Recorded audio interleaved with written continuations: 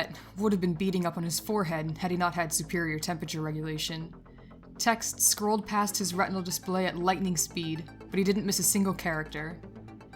He had some time to spare, but he preferred to be early rather than on time. The shipment would arrive soon enough, and they had to be fully prepared. His fingers twitched at every required manual input, spurring another rush of information to flash before him. The smell of asphalt had long since become a familiar friend. Luckily, this alleyway was significantly cleaner than the usual slums he'd had to duck into. In fact, this city was much cleaner in a general sense, and he was sure none of the high society folk who lived there would be caught dead creeping around behind buildings. He was safe to do his work in a comfortable position, laying upside down on his shoulders with his legs propped up against the wall.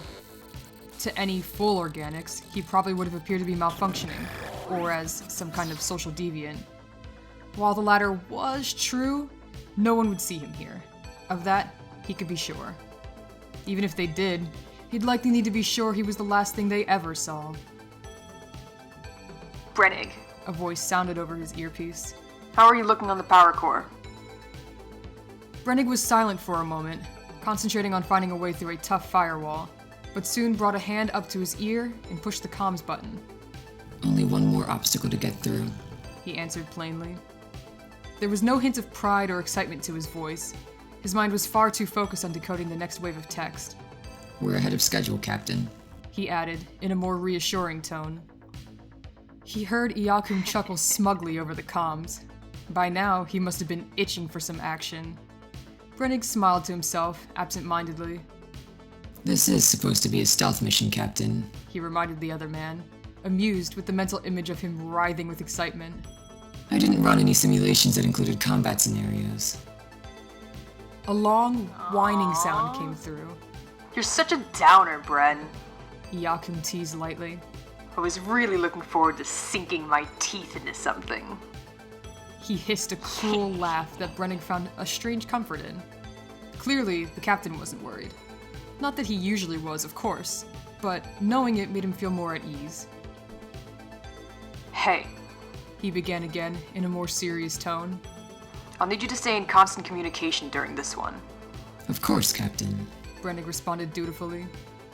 I didn't study the map very well, and I'll need you to guide me. Iyakuum admitted. Brenig didn't find himself surprised. The captain had been quite busy with negotiations on this job to the point where they almost didn't settle on a deal before it was time to act. Luckily, he'd had the foresight to instruct Brenig to begin developing a plan well before then. Brenig's body shuddered as a surge of information came through, causing him to inhale sharply.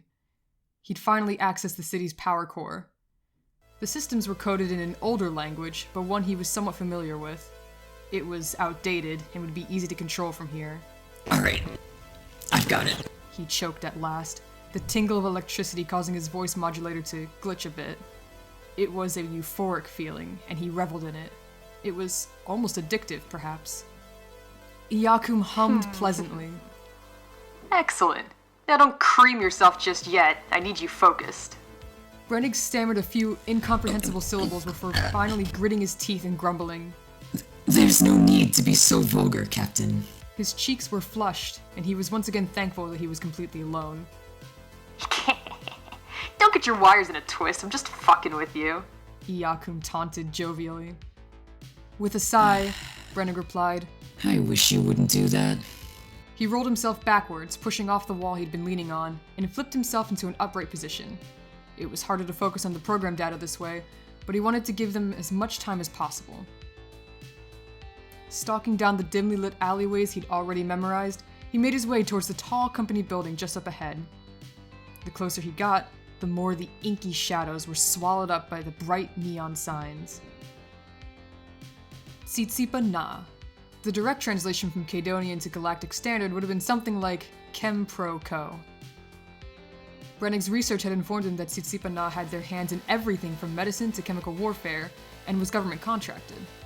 Their products were mostly used on planet, but their supply came from wherever they could get it. Iyakuum and himself had been contracted to find proof of suspicious business, and, ordinarily, Brenig would have been more than pleased to do so. However, their client wasn't exactly who we'd consider a concerned citizen. The owner of a competing company, who'd been pushed out by Tsitsipa Na decades ago, Mr. Shoy, had made it abundantly clear what he was planning to do with it. War was a businessman's best friend, he'd told them. Brenig grimaced. There were no angels in their line of work. Mr. Shoy was just another leech who'd sucked the life out of the people on this planet, no different from what he claimed their government was already doing. Unfortunately, it was never his place to debate the morality of a job, only that he saw it done. I'm in position. He reported, 2 blocks away from the target. On your cue, I'll initiate Operation Blackout. Iyakuum grunted into the comms, and Brenig presumed he was stretching his long limbs to prepare himself. When he spoke, his voice was absolutely dripping with anticipation. Fuck all the bullshit politics. Fuck all the precautions and assurances. Fuck the money, even.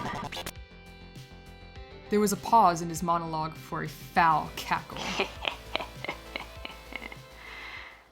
This is the shit I live for. There was a long silence, and Brenig's body tensed up. Time seemed to stand still as he waited for the signal. Iyakuum would give the command in 3, 2, 1. Cut the lights.